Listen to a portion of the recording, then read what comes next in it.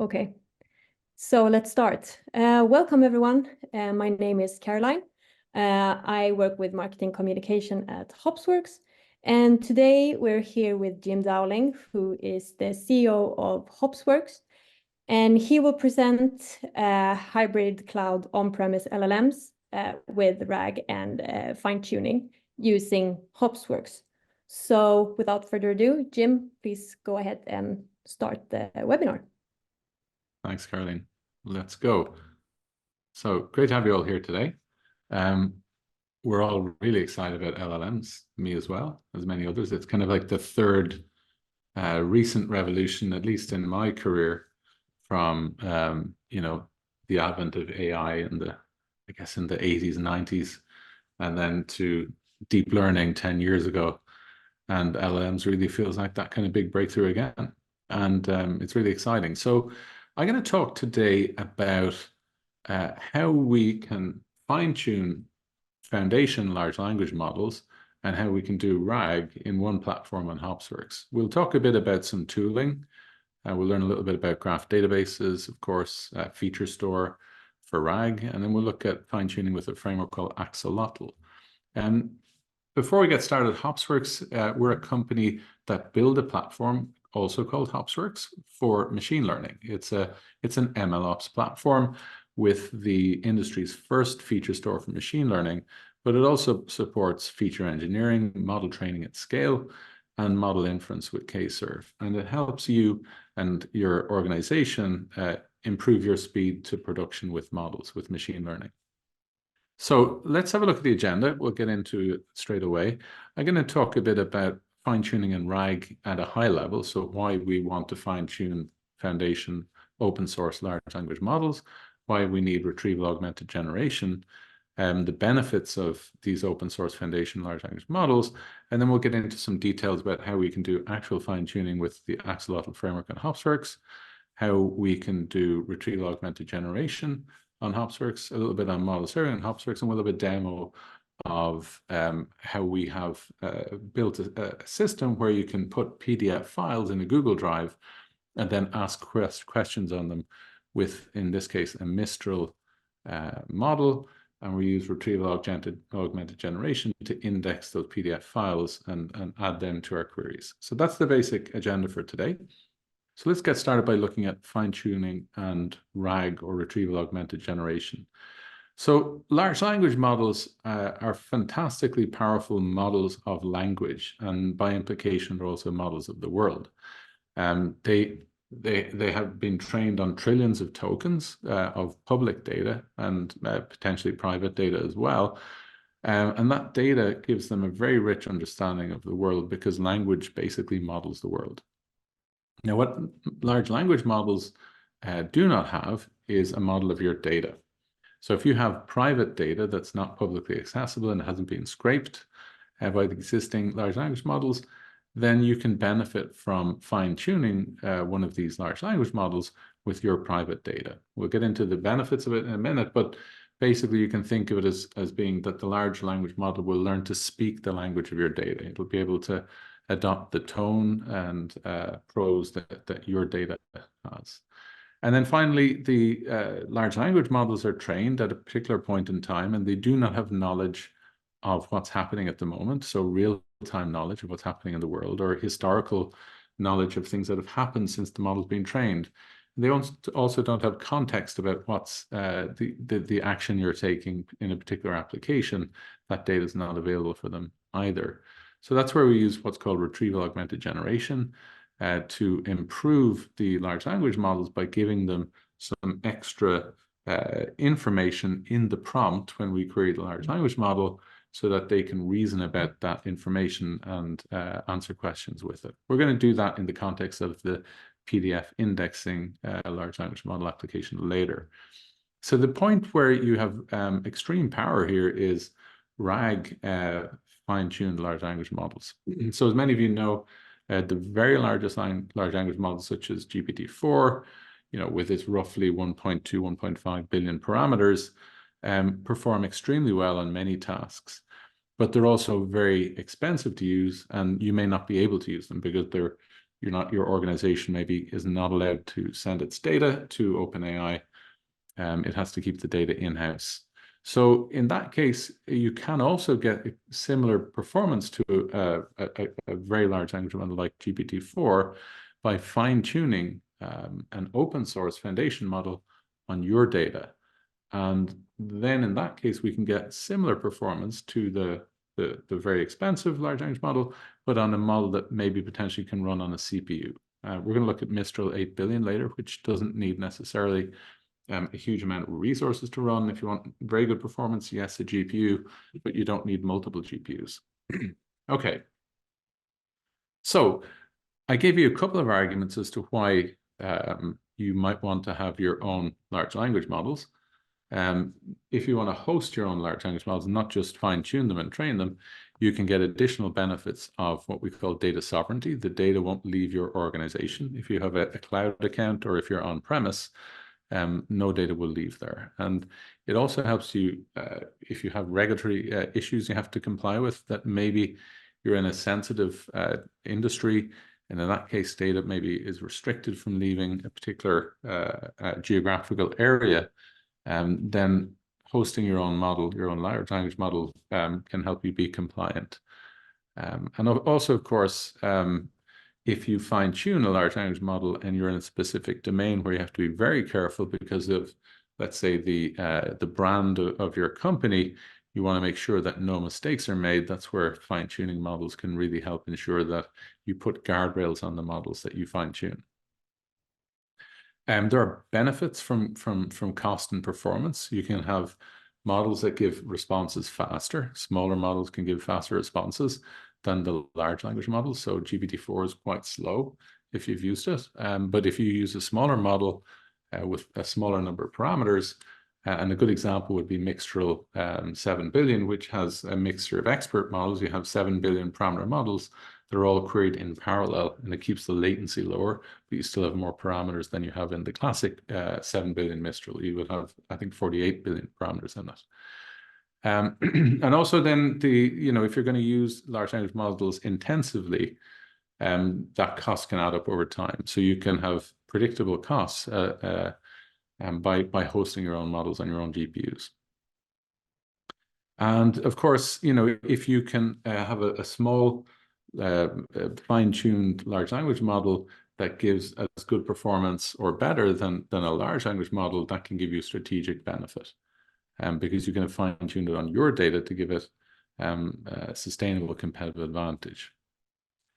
Okay, so let's assume you're here because you're interested in this. So let's look at the challenges if you want to go ahead and say, well, I would like to fine-tune a large language model, and I'd like to also add retrieval augmented generation to it. So firstly, foundation models are large, anywhere from 10 to hundreds of gigabytes in size.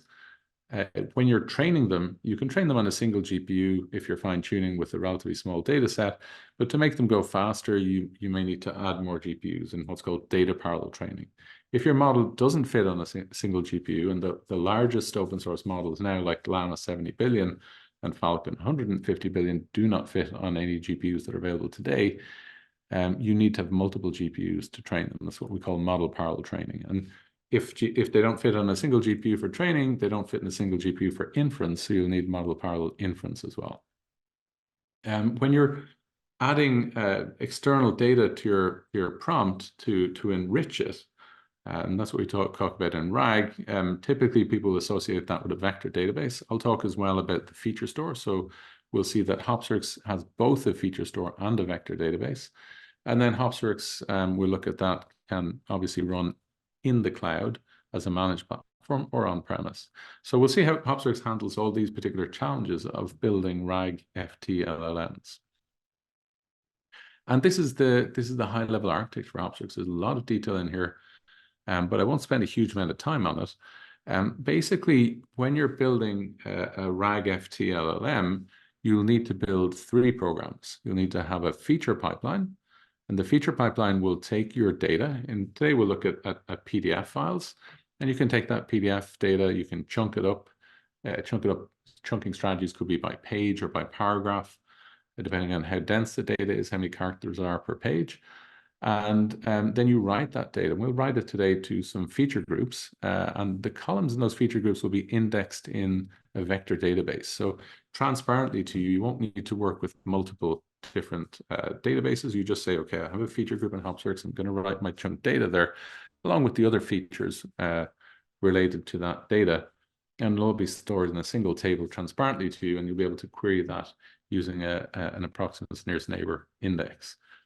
The second thing a feature pipeline can be used for is for creating fine-tuning training data. So if, for example, I have these PDF files, I can go to a teacher model like GPT-4 and say, hey, I have this page, GPT-4, can you please give me 3 questions and 3 answers for those questions from this page? And you can automate in that way the creation of a supervised fine-tuning training data set with a very large model like GPT-4. Then the next part you'll need if you're fine-tuning is a training pipeline, and the training pipeline will obviously take your open source large language model, the foundation model, and it'll add extra layers. Now, there are many fine-tuning approaches. LoRa is quite a popular one. We'll look at that today. And we're going to use a low-code approach to fine-tuning. So we're not going to write a very large number of programs. We're going to take a framework which promotes low-code fine-tuning called Axolotl. And things you might want to add in here, of course, are when you're building a production system, are you'll have a unit test to make sure that the newly fine-tuned model will pass all of the tests you have to make sure that it's giving sane responses. It's not necessarily hallucinating excessively. And that it's not, leaking out data that it shouldn't be leaking out. So the last part, of course, is when you're using your model to make predictions, when you now get your fine-tuned model, and we would like to use it to build a LLM-powered application. So in that case, we'll need an inference pipeline, and the inference pipeline will download our model. It'll take in the queries or data from the application from the user. It'll use retrieval augmented generation to retrieve relevant data for the prompt. And then it'll return back the responses to the LLM-powered client. And it'll manage conversations and logging because, when you're building large language models, it's very important to log all of your data. We can log it back to Hopsworks and feature groups. And that can be used then to debug your model, but also to improve the performance of your model over time. Through either new training data or through improving the quality of responses of your model. Okay, so just in a nutshell, we've talked about RAG and LLM with Hopsworks. So what does Hopsworks give you to build an LLM application? This is a very high-level overview, but for retrieval augmented generation, we'll use the Hopsworks feature store with an integrated vector database index. For fine-tuned LLMs, Hopsworks provides you with scalability above all else. So we'll be able to do things like model parallel training across many GPUs. We'll see also that Hopsworks has a very high-performance file system, which is really a tiered file system where your data is stored in S3 or some object store, but we have a caching layer for the NVMe drives that your workers run on. And that's a file system called HopsFS that we've developed. And then finally, we'll have your open source foundation models, and typically we'll get them from places like Hugging Face.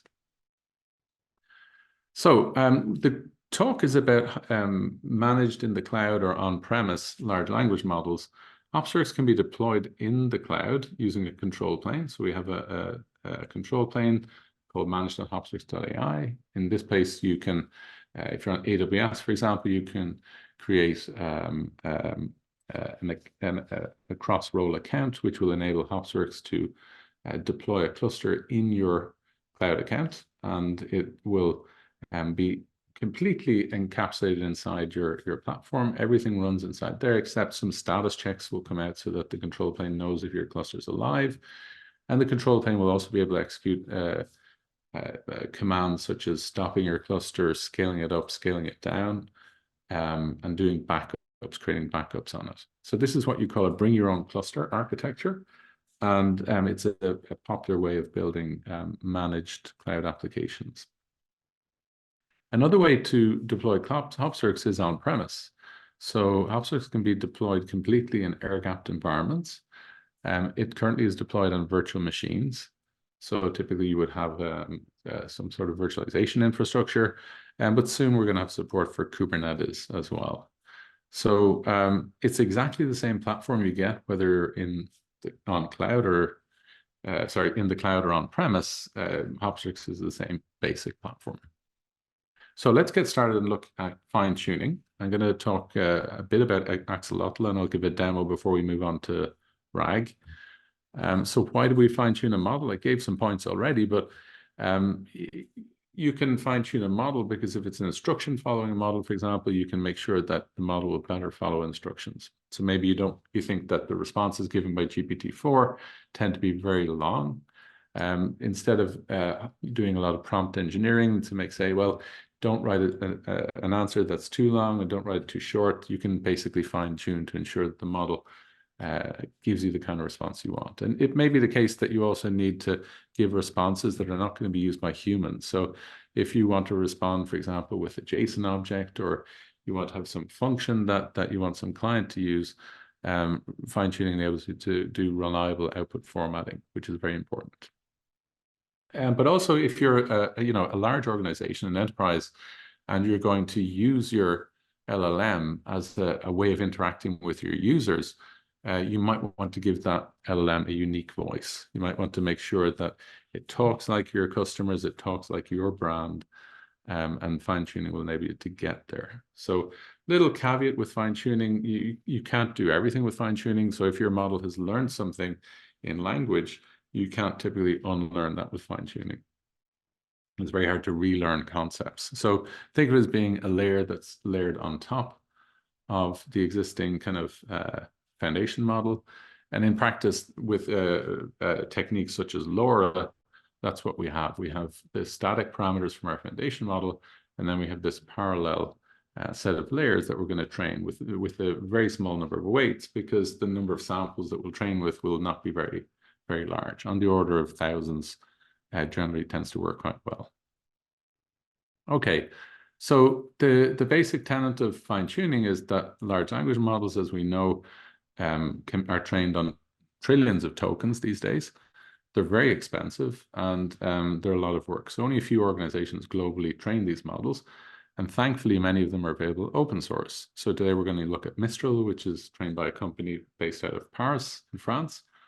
And we're going to use that open source foundation model to fine-tune with our data. And that gives us our fine-tuned model.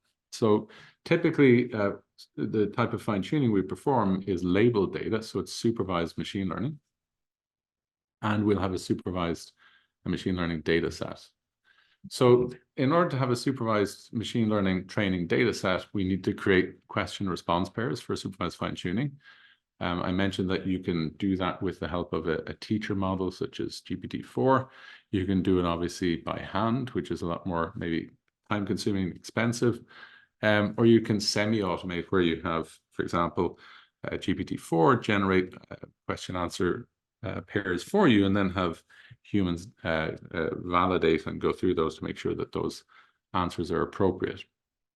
With your training data, you then fine-tune your base LLM, and then the output of your training pipeline will be a fine-tuned LLM. And you can use that then to build your LLM application on top of.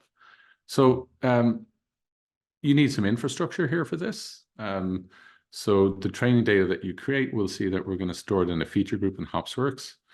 And then we'll create training data from that feature group. We're going to train a model.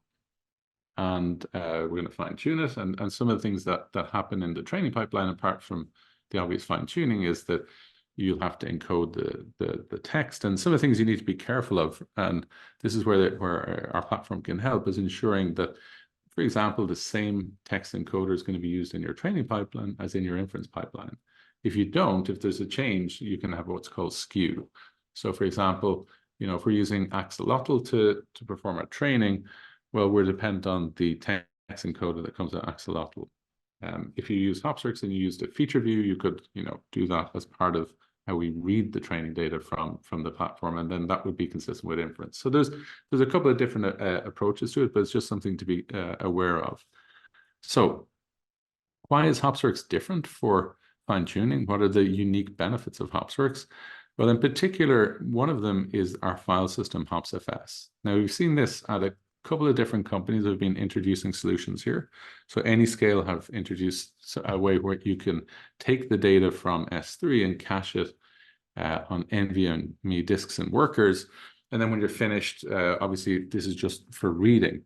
In Hopsworks, it's different. It's a full file system called HopsFS, where we can read and write data consistently. It provides both a HDFS API, and we'll see that when we're running the jobs in Hopsworks, it also mounts that HDFS API as a local file system. So we'll just be running jobs that read and write to the local file system, but in fact, the data will be written transparently to S3. So the S3 storage will be the long-term storage of the data, but the clients write to the local NVMe disks, and then we sync in the background to the files, to the S3 store. So if you've good NVMe disks on premise, you can get 8 gigabytes per second, both read and write throughput. The cloud tend to be a lot worse. So in particular, Amazon is quite poor. You'll notice that you're only getting maybe 900 gigabytes per second. GCP is a bit better. You can get about 1.8 gigabytes per second. But the hardware is still lagging behind on-prem. But even if you're getting only 1.8 gigabytes per second, you're still almost an order of magnitude higher throughput than writing to S3 directly. So that's important, because if you want to load Llama 2 from S3, you're going to wait around 1,000 seconds. So it's like go for lunch. If you go from an NVMe disk, it's basically, stretch your arms and you're there. So 37 seconds if you have a good NVMe disk versus nearly 1,000 seconds on AWS S3. Another thing that's unique in Hopsworks is that you can manage many GPUs. You can share GPUs across your team. So if you're, for example, you're on premise and you have a Kubernetes cluster with lots of GPUs, you basically plug in Hopsworks, and those GPUs are transparently shared across all your users. So users can start jobs or notebooks and use the resource scheduling Kubernetes to acquire those GPUs. And then you can do things like multi-GPU training, which is what we need for fine-tuning quite a lot. So I'm going to look at there are many ways of doing fine-tuning. You can write programs, of course. There are many frameworks for the model parallel training. DeepSpeed is a very popular one from Microsoft. Hugging Face Accelerate layers on top of that. And then there are some other ones out there. But I find a really useful way to get started is to work on the data. So don't concentrate on writing the code. And Axolotl is a great place to start. It's an open source framework developed by the Open Access AI Collective. And you can see here a comment from Hamel Hussain, who's relatively well known from working on the Fast AI course, that he says many people are sleeping on Axolotl. They're not giving it the attention they think he thinks it deserves, because it lets you focus on the data rather than the code. So you can call it a model parallel data-centric fine-tuning framework, would be one way of defining it. So it's data-centric in that you basically work on improving your data, and then we'll see on the next slide, you need to select how you'd like to train the model using a YAML file. So if you really want control, it's maybe not the best, but if you want the latest advances in fine-tuning, things like flash attention, but also multi-packing, which massively reduces training time, they come. Axolotl has been very fast to implement them. And also they have nice things like once you've finished your fine-tuning, you just run another command to spin up a Grado UI so you can test out the model that you've fine-tuned. Okay, so let's have a look at what Axolotl provides. You can see here they have this nice chart on their GitHub repo. They tell you about which models are supported out of the box. And we can see also what techniques we have. So can we train with 16-bit floating point numbers or 32-bit? Yes, for all of these models listed. And LoRa is supported for nearly all of them. But we can see also things like flash attention, transformers attention, and then multi-packing as well. And some of these are available for Llama and Mixtral at least. So if you're going to fine-tune for Llama or Mixtral, most of the latest techniques are available out of the box. So the way it works with Axolotl is that you have a data set. So we said it's supervised machine learning, and it looks as follows. You basically pick the type of supervised machine learning framework you want to use. If it's instruction following, they also support conversational and continuation models. But in this case, this instruction following alpaca format has an instruction, and then you put your prompt in there. We have another input column, and then the output by the model. This data set, then you configure and say, here's the path to it. In Hopsworks, you'll give the local file system path.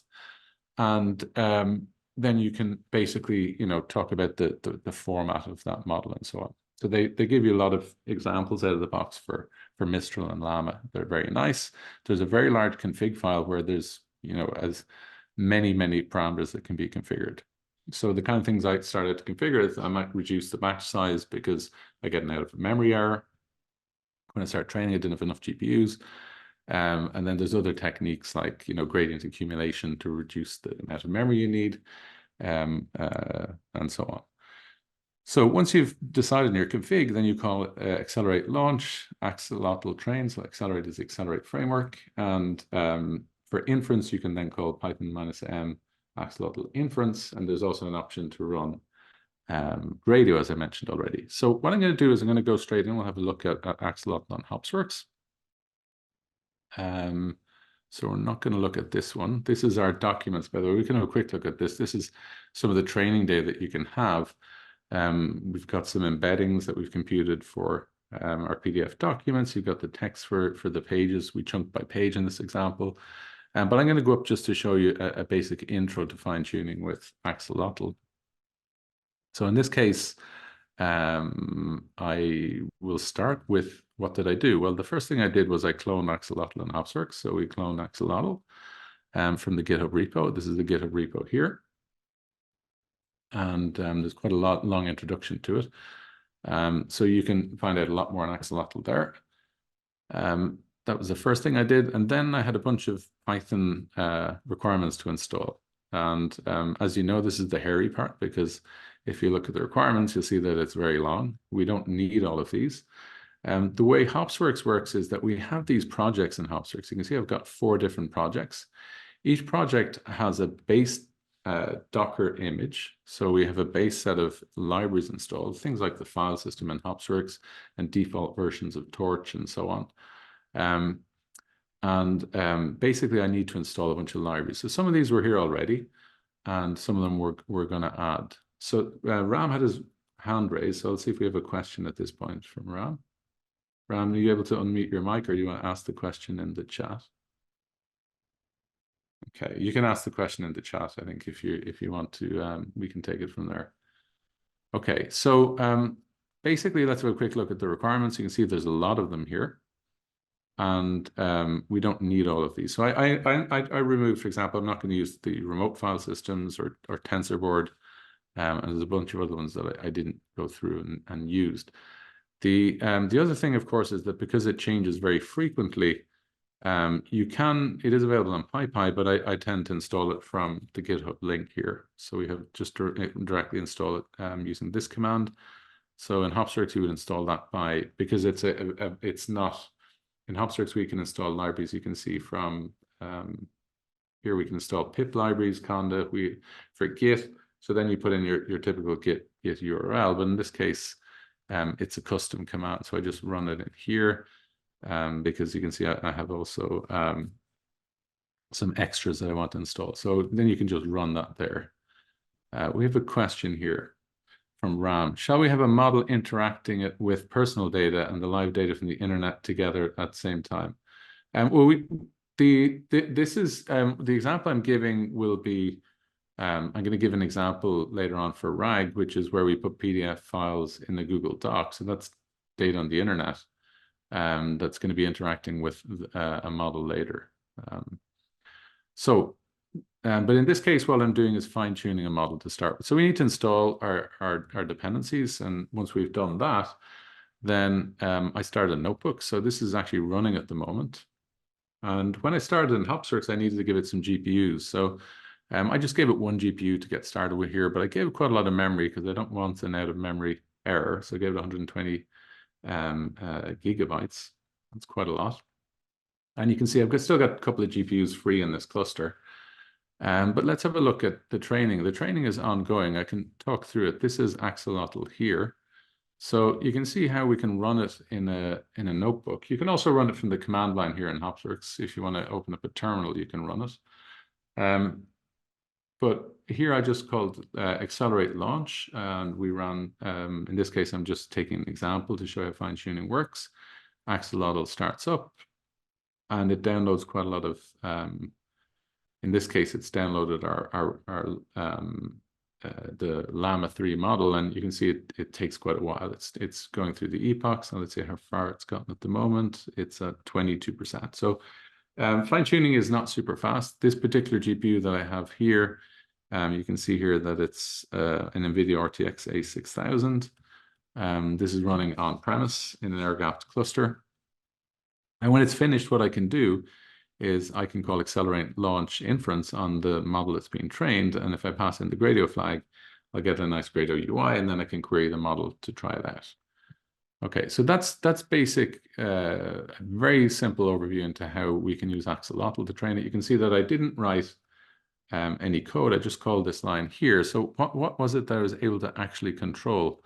Well, in this case, I'm running, you can see it says examples open llama 3b. So if we go in here, we'll see that there's a bunch of config files. You can see I'm running the LoRa.yaml file here.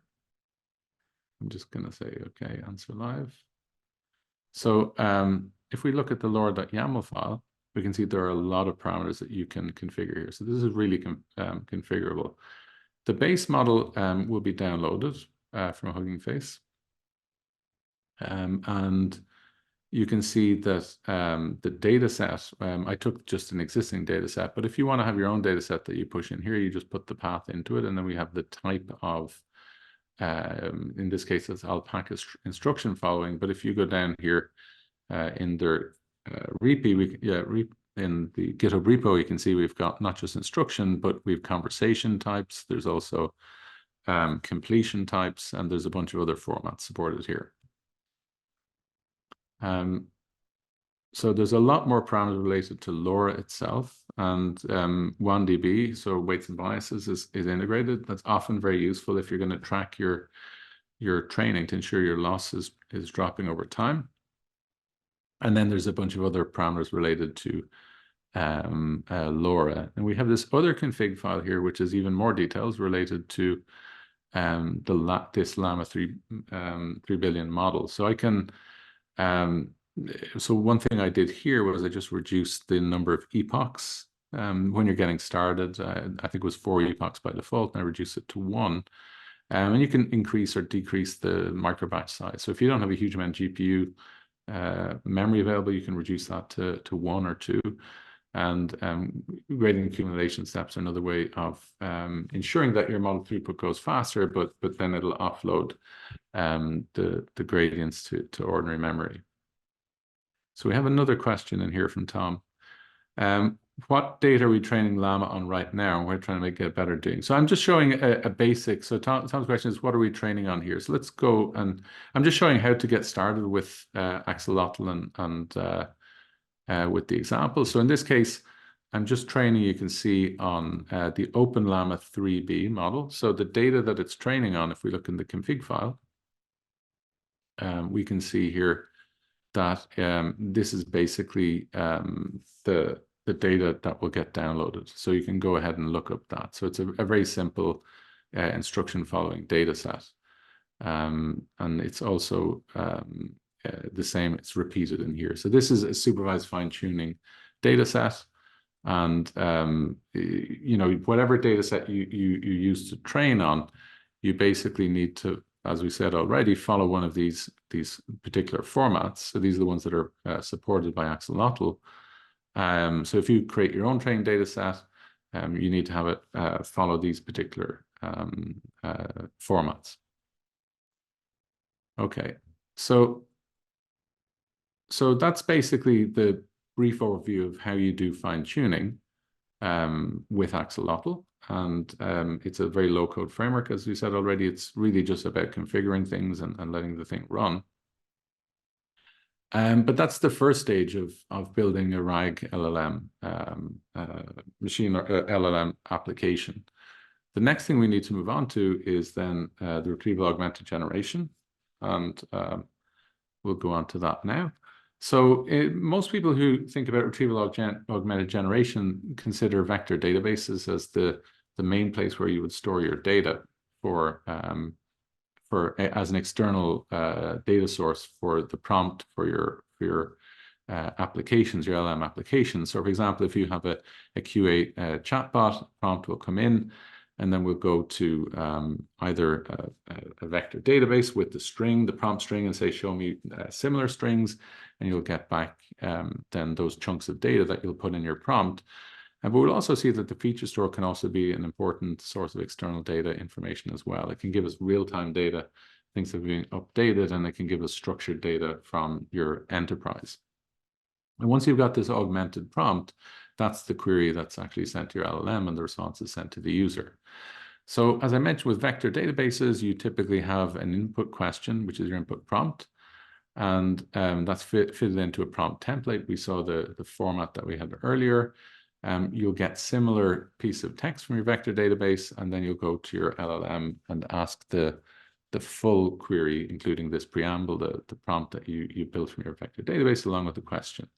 So there is an assumption here that the only information available to you for prompt engineering is this input prompt string, the question that you answered, that you asked of the LLM. But in fact, there is more detail that we can use if we have, for example, an LLM application. So if we don't assume that we just have this web page where a user can enter a prompt, but if the large language model is embedded inside an application of some sorts, well, then there's probably going to be something like a user ID, a session ID, maybe the user entered a booking ID, and there's some way of identifying either the entity that is the user themselves, or the product they're asking a question about, or the booking they're asking a question about. Some sort of identity can be used to basically unlock enterprise data. If you imagine a retail application, maybe a user puts in a booking ID, or maybe the user is logged in with their ID. With that, you can issue a query and say, give me all the information related to this booking, or give me all the information related to this user for the previous month. And that data can then be augmented, or even just be enough to be an enriched prompt for your large language model. So feature stores can do this for you, and it's a useful way to think about how to enrich your models with RAG data, not just with the vector database. So I'm going to move on to another example here, and this time I'm going to start with a demo, because this is the RAG part of Hopsworks. So in this case, what I want to do is take these PDF files and put them into a Google Drive. So that's what I'm doing here. I've just put some public PDFs. These aren't typically things that might be indexed. They're related to finance. So you can see things like the Bank Secrecy Act. And what we can do is we want to be able to take, let's say, a question here from a PDF. This is the Bank Secrecy Act, and what I've done is I've written a feature pipeline which will, when these documents are added to this particular drive, it will basically, we can look at the code for it in a second, but what it will do is it'll extract the text from these PDFs, it'll write them to the Hopsworks feature store, and we'll have an embedding created for the text, and we'll have that as a column in our feature group that will be indexed by our large language model. And now when I issue queries, here's an example of a query. I say, list the basic rules that every financer should know, and it gives me the answer, but it also tells me where the answer came from. It came from this particular PDF document on this page and this page. So let's ask another query here. This is a Mixtral model. I just took some. Tell me about financial crimes enforcing reporting, but we can basically see some more examples here. I wrote like what is important to know about GDPR. This is a Streamlit application for those of you who don't know. I'm just running it on the local host of that machine. And every time you can see, it gives me these nice references to where the source of the information came from. That's the data we were that we indexed. So the Streamlit application is just running here, and let's go back and look at the data in Hopsworks. So in Hopsworks, this particular example, we have it stored in this documents feature group. So we have the feature pipeline, which is taking the PDFs every time they've been added to the Google Drive, we extract the file name, the page number, we have the text itself, and then we have the embedding computed from the text and the document ID. And document ID is the primary key. So we have some code that's writing this every time a new PDF is added. We'll be able to update them in there. And we can see that in here. I ran it only once so far. And it added a few thousand rows. And let's go back and look at our query and see if our query came back here. Yeah, so we had a query here and it tells me, yeah, you know, this is the answer and so on. It's still actually writing out the answer, I can see there. So let's go back and look at the code for this. How do we build this thing, right?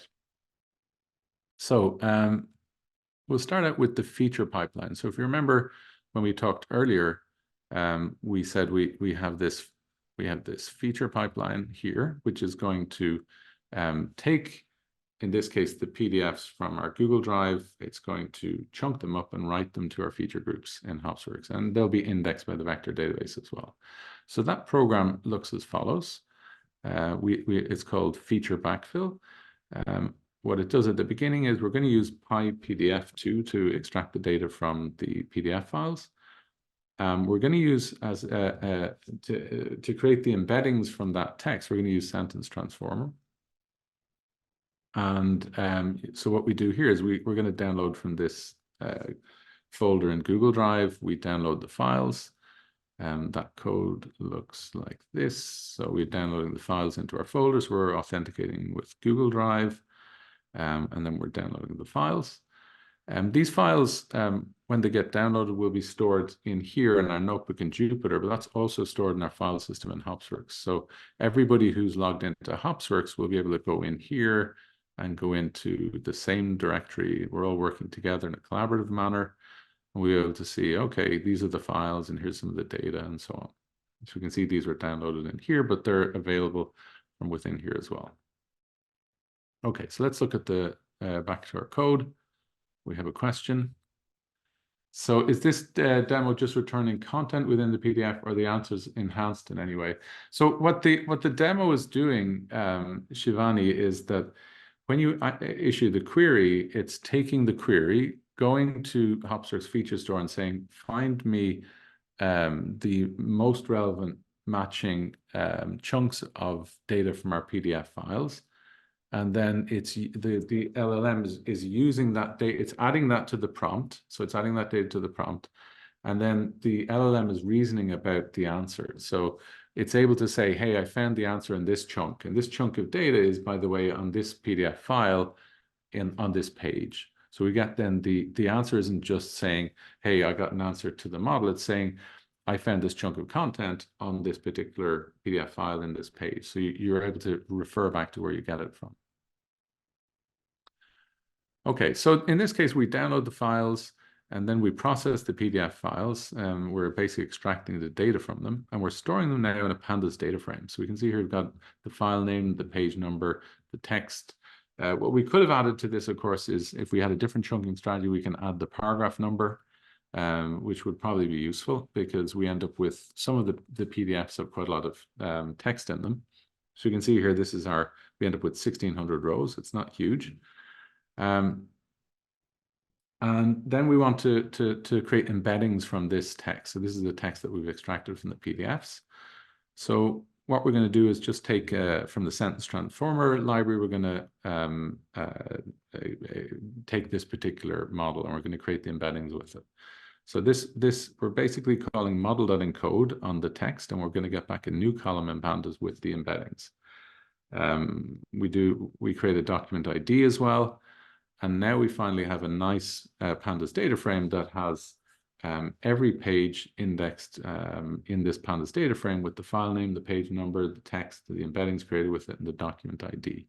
So that's what we're going to insert into the Hopsworks feature store. So we connect to Hopsworks, and maybe zoom in a little bit here. But something that's new in Hopsworks is that support for the embedding indexes. So when we create our feature group, we need to specify the embedding index. That's this embedding object that we create here. And in this case, if you don't include, you can explicitly define the name of an embedding index. This will be an index in OpenSearch and Hopsworks. If you don't define one, it'll take one by default. There's a project, every project has its own index, and you'll just use that one for the project. But in the case that you maybe have lots of feature groups that each will you'd like to separate them from one another, they can all have their own indexes, individual indexes. So in this case, we create the embedding object. This is the name of the index that's going to be an OpenSearch, and then we add the column that's an embedding. So the column name is the embeddings column, and we have to specify the length of the embedding. So embeddings, as you know, are vectors of fixed dimensions. So they're arrays of floating point numbers, and there's a fixed number of floating point numbers in each embedding vector. So we just get that by getting the length of the first row in the embeddings column. So next thing we need to do is insert this data frame that we've built up already into our feature group. So we create the feature group. Embedding support is designed for online feature groups, so it's an online enabled equals true.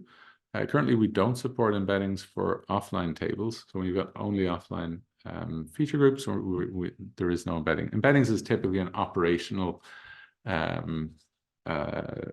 service that you use it to find similar entries in a running system like we're doing now.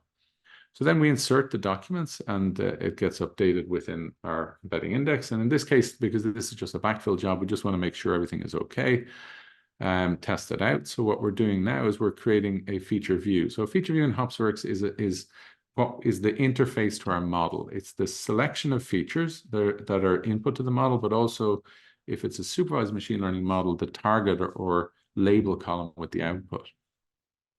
So the way we're creating it is we're going to create this feature view by saying, hey, we want these columns from the documents feature group that we created earlier. We don't need, for example, the document ID, which is the primary key. So we just select those three. And then with the feature view, we can, and we can go ahead and get a reference to it here. We can basically call find neighbors. We can say, give me the closest rows given this new text that I inputted. So here's some text that I input. I need to use the same model that we had earlier, the one from sentence transformers, to create the embedding from that text. So it needs to be the same. And when I call find neighbors, I pass in the vector embedding. Here I want the three nearest neighbors.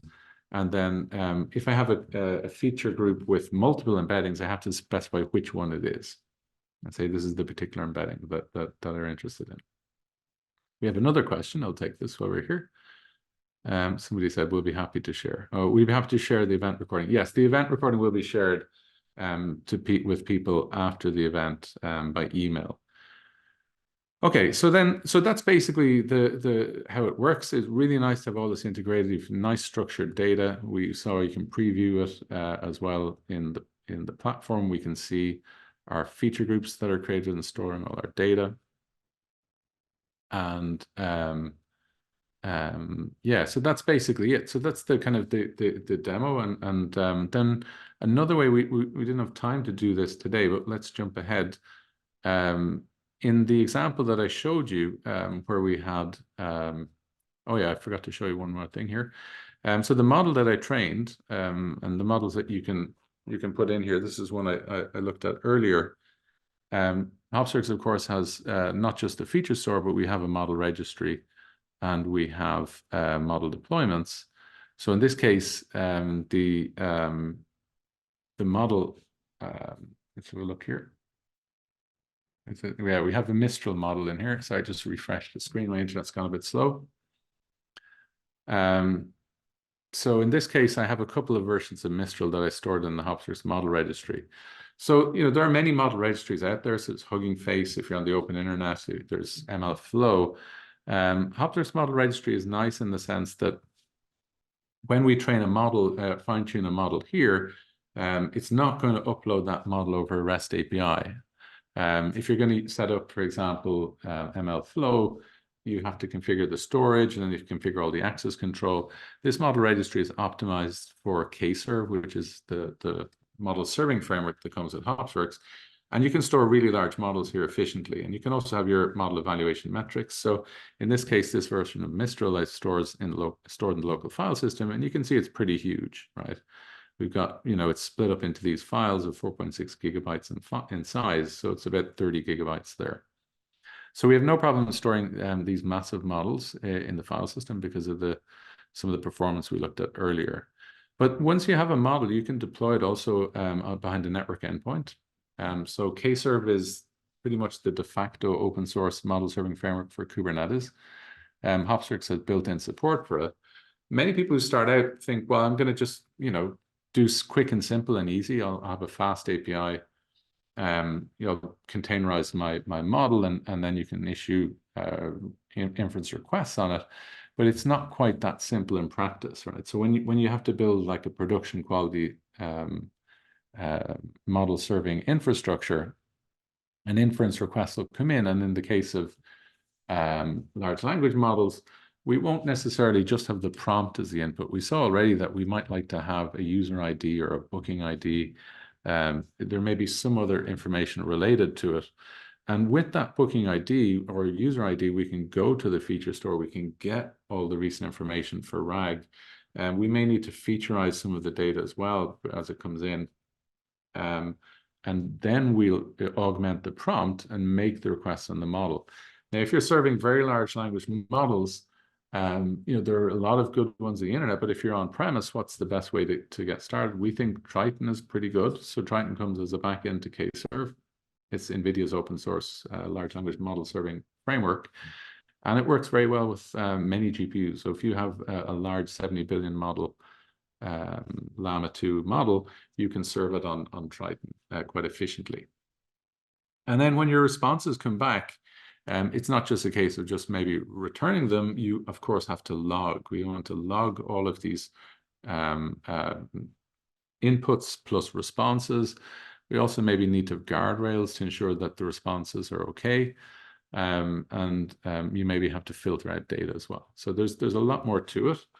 We already had a look at this particular example here. This was the Streamlit application, which was asking a question. It wasn't using Kserve in this example. We actually used an embedded model, but we can look at that when we release the code for this. We'll release with Kserve. There is another question, and please, you can ask questions. At this stage, we're reaching the end. We reached the end of the webinar, so happy to take any more questions. So we have one from Shivani, which is, does Hopsworks only deal with text data? Can it do the same with multimodal data like images and video? So Hopsworks is I mentioned the file system already as a platform. There are Hopsworks deployments with petabytes of data. So you can store massive amounts of data in Hopsworks in here. You can store all the image data you would like in here. Ultimately, it'll be stored on S3, but we have then this nice caching layer, HopsFS. But typically you wouldn't store image data or video data in a feature store. What you would do is, if we have a feature group in here, we would typically, let's say I want to augment this with image data, what I would typically have are columns related to the image. So I might have the path to the image in here. I might have any tags on the image in here. Any other metadata related to the image I would have in here. And then we could use that, potentially those, their tags are typically features related to the image as well as the image itself, and we can bring them all together when we're training our models. Okay, so that one we got. Now, if you're interested in Hopsworks and you want to try it out a bit more, so we have a large language model lab. So, and this is a commercial offering. If you want to try it out, we've got like a bunch of GPUs, 192 gigabytes at the moment. It'll be increased. So you can go ahead and fine tune Mixtral or Llama 2. You can do RAG on it, and we can give you some free access. So contact sales at hopsworks.ai if you want to try that out. Otherwise, some of the capabilities I've shown here related to the vector database, they're not currently available on the serverless platform. They will be coming soon, so keep your eyes open for that. Rami raised your hand, so please just ask a question in Q&A, Rami. And but they will be coming soon. So we will have the integrated vector database feature store capabilities coming soon in the platform, in the free serverless platform. But if you want to try it in the managed platform in Hopsworks or an on-prem, It's in private preview at the moment, so we can get you started. Okay, I mean, Rami, I think you can ask a question if you would like to speak it. Yeah, thank you so much. So my company is a digital marketing based company. We are trying to incorporate AI products for better predictive analysis, close to 70% accuracy at least. So we wanted to try out with several models. And the problem is we are just starting out with the AI learning. So will there be any support from your side in terms of suggesting the models or the plus minuses with the model, and how can we take out our POCs? Sure. I mean, look, as a company, of course, that's what we do, right? So, you know, in our space, if you're working with fine tuning and RAG and so on, you have to know which technologies are most appropriate, and we advise our customers, of course, on the best technologies. I mean, Hopsworks is an open source platform as well. It's available under AGPL v3. And the pipelines, the feature training inference pipelines can run on any platform. They don't have to run on Hopsworks. So we're very much agnostic to the technology and how you build the technology. And we'll always advise people on the best solutions for them. Okay. How can I proceed further? Where can whom should I be approaching? Yeah, I mean, just contact sales at hopsworks.ai, and one of our account executives will be in touch. Okay. All right. Yeah. Thank you. Thanks everyone for attending. It's been great. Thanks for all the interaction and questions, and hope to see you on a new webinar. You will receive the recording by email if you've registered, and follow our newsletter to hear about all that's happening in Hopsworks. Thanks everyone, and have a great day.